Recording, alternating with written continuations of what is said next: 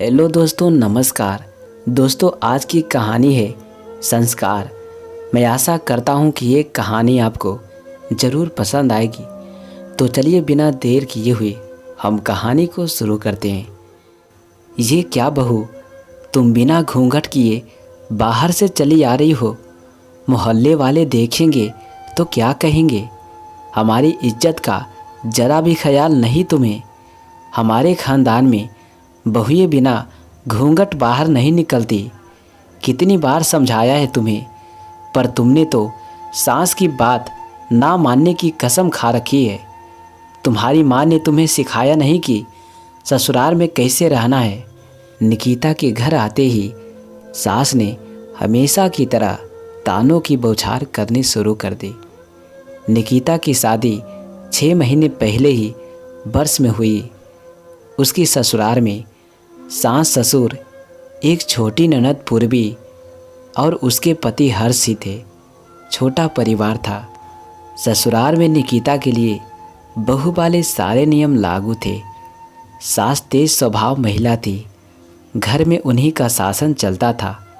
घर के सारे कामों की जिम्मेदारी निकिता को सौंप कर उन्होंने घर के काम से मुक्ति पा ली थी।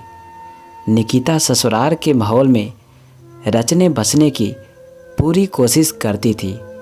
घर की सारी जिम्मेदारी भी बखूबी संभालती थी, पर फिर भी कुछ गलती हो जाए तो सास ताने देना शुरू कर देती थी कि तुम्हारी माँ ने तुम्हें कुछ सिखाया नहीं, कोई संस्कार नहीं दिए। बात बात पर मायके वालों का अपमान करती थी।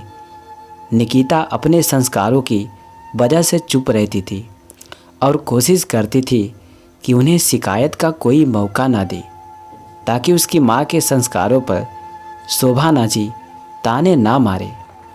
निकिता 2 दिन पहले मायके गई थी। रुकने के लिए आज जब हर्ष उसे लेने गया था तो पता चला कि निकिता अपनी मौसी के यहाँ गई थी, जो थोड़ी ही दूरी पर रहती थी। हर्ष वहीं पर रुककर उसका इंतज़ार कर रहा था कि तभी शोभाना जी का फ़ोन आ गया। हर्ष उन्हें बताया कि निकिता अपने मौसी के यहाँ गई है। उसके वापस आते ही हम दोनों घर के लिए निकलेंगे।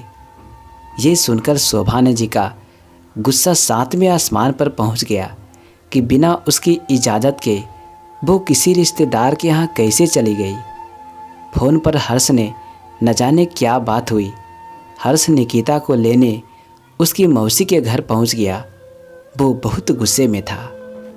वहाँ जाकर वो निकिता को भला बुरा कहने लगा और बिना बताए मौसी के यहाँ आने के लिए डांटने लगा और तुरंत ही वहाँ से चलने को कहा। वहाँ उसको अचानक इस तरह आया देखकर सभी लोग चकित थे। सबने उसे समझाने की कोशिश की तो उनको भी अपशब्द कहने लगा। बेचारी निकिता के शर्म और अपमान के कारण आंसू नहीं रुक रहे थे। हर्ष उसे लेकर सीधे अपने घर आ गया था। हर्ष के व्यवहार से दुखी निकिता रोते हुए कब घर आ गई थी उसे पता नहीं चल रहा था। उस पर घर के कदम रखते ही शोभाना जी ने उसे फटकारना शुरू कर दिया। तुम बिना घूंघट चली आ रही हो? एक तो बिना बताए अपने रिश्तेदार के यहाँ चली गई। यही सिखाया है तुम्हारी माँ ने तुम्हें? निकिता, जो हर्ष के बर्ताव से पहले ही बहुत दुख था, सास के ताने सुनकर उसका सब्र का बांध टूट गया। वो बड़ी विनम्रता के साथ बोली, मम्मी जी, मेरी माँ ने मुझे बहुत कुछ सिखाया है और ससुराल में कैसे रहना है आप सिखा ही रहे हैं, पर मुझे लगता है कि कुछ संस्कार आपको अपने बेटे को भी देनी चाहिए कि दामाद होकर ससुराल में किसी के यहाँ बिन बुलाए ना पहुँच जाए और किसी का अपमान करने का अधिकार उन्हें बिल्कुल भी नहीं है, क्योंकि संस्कारों की ज़रूरत सिर्फ बहू को नहीं होती है। हर्ष ने निकिता से कहा, तुम माँ से बदमाशी कर रही हो।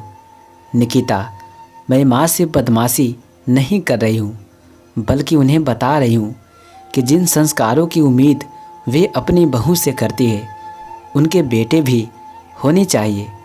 बहू को कैसे रहना चाहिए ये बात तो मम्मी जी हमेशा बताती है, पर दामाद को ससुराल में कैसा व्यवहार करना चाहिए ये बात शायद आपको बताना भूल गई है। निकिता से ऐसे जवाब की दोनों को उम्मीद ना थी। उसका जवाब सुन और उसका क्रोध देख दोनों ने शांत रहना ही उचित समझा। शोभाना जी ऐसा दोबारा ना होने का आश्वासन दे अपने कमरे में चली गई। तो दोस्तों, इस कहानी से हमें ये सीख मिलती है कि दूसरों को संस्कार दिखाने वाले पहले खुद को संस्कार में रहना चाहिए।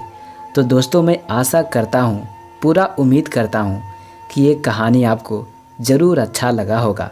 तो प्लीज़ अभी से मेरे चैनल को सब्सक्राइब कीजिए ताकि और भी वीडियो आप देख सके।